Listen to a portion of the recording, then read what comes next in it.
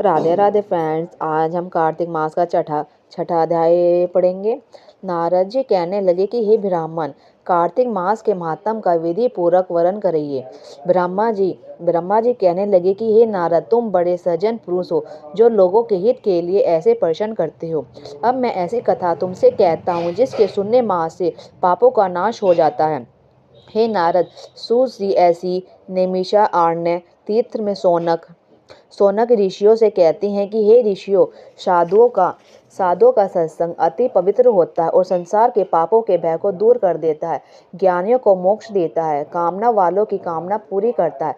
श्री गंगा जी पापों को नष्ट कर देती है, चंद्रमा ताप को दूर कर देता है, कल्प वृक्ष दीनता को नष्ट कर देता है, परंतु साधु समागम पाप ताप और दीनता दोनों को नष्ट कर देता है। इसका आधा क्षण भी मोक्ष का देने वाला हो जाता है। इतना वार्ता सुनकर ऋषि कहने लगे कि हे सूत जी, आप कृपया करके कार्तिक महात्म इतिहास तथा प्रसंग सहित सुनाइए। तब सूत जी कहने लगे कि हे ऋषियों, एक समय भगवान कृष्ण से कमल जैसे नेत्रों वाली श्री सत्यभामा जी कहने लगी कि मैं धन्य हूँ और मेरे माता पिता भी धन्य हैं, जिनके मेरे जैसी कन्या उत्पन्न हुई, जिसके पति आप भगवान हुए। आप 16,108 रानियों में सबसे अधिक मुझसे प्रेम करते हैं।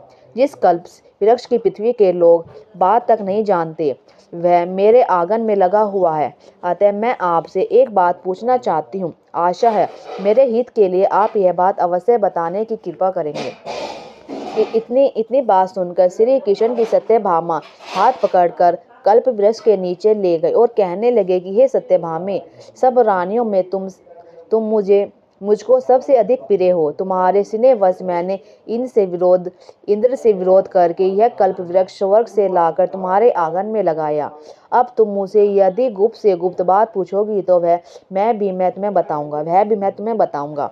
सत्यभामा कहने लगे कि हे स्वामी, पहले जन्म में मैंने ऐसा कौन सा पुण्य काम किया था जिससे मैं आपकी अर्धांगिनी बनी और गरुड़ पर बैठकर आपके साथ इंद्रादि लोकों में भी जा सकती हूँ। पहले जन्म में कौन थी, किसकी कन्या थी, आप विस्तार पूर्वक कहिए। भगवान कृष्ण कहने लगे कि हे सत्यभामे, तुम विस्तार पूर्वक सुनो। मैं सव्यतात् विस्तार पूर्वक कहता हूँ।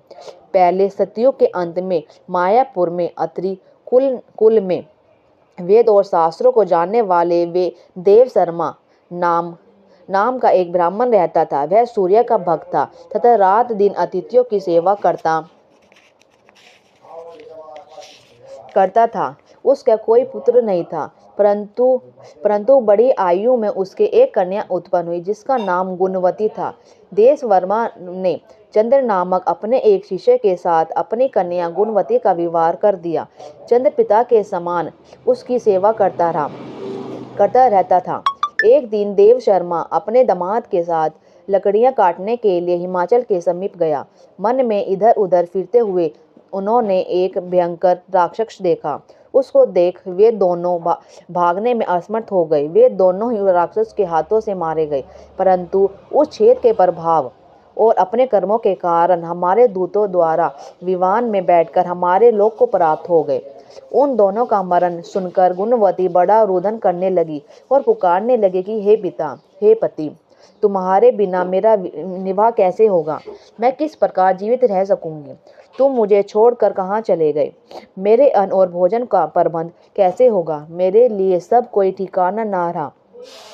इस प्रकार विलाप करती हुई यह विरस की तरह मूर्छा खाकर भूमि पर गिर गई और जब कुछ चेतना आई तो उसने घर का सामान बेचकर उन दोनों की अत्यधिक क्रिया की और मेरी भक्ति में सदा तत्पर रहने लगी। इस प्रकार कार्तिक मास आ गया और वह कार्तिक के व्रत करने लगी तथा 81 का व्रत भी करने लगी। एक समय वह जवर से पीड़ित हो गई। वह दुर्बल शरीर वाली गुणवती गंगा स्नान को गई। अतएव गंगा जी में प्रवेश करते ही शीत के मारे उसकी वह देह कांपने लगी और वह शिथिल होकर वहीं पर गिर पड़ी। उसी समय हमारे दूत सुंदर विमान में बैठाकर उसको हमारे धाम में ले आए। वह कार्तिक के व्रत का ही प्रभाव था। फिर द्वापर में ब्रह्मादि देवताओं की प्रार्थना पर पृथ्वी का भार उतारने के लिए हमने कृष्णा अवतार लिया, तो उस समय हमारे ही सब देवगण यादव बन गए और तुम्हारे पिता देव शर्मा सत्याजित हुआ, चंद्र शर्मा अरकर हुए, तुम गुणवती सत्यभामा हुई, कार्तिक के विरत प्रभाव से तुम हमारी प्रिय हुई। तुमने आज जन्म तुलसी के वृक्ष का पालन किया, इसी से तुम्हारे आंगन में कल्प वृक्ष है। कार्तिक में तुमने दीप दान किया, इसी से तुम्हारे घर में लक्ष्मी स्थित है। जो कार्तिक मास में तुमने व्रतादि किए, उसी से तुम हमारी अर्धांगिनी हुई। जो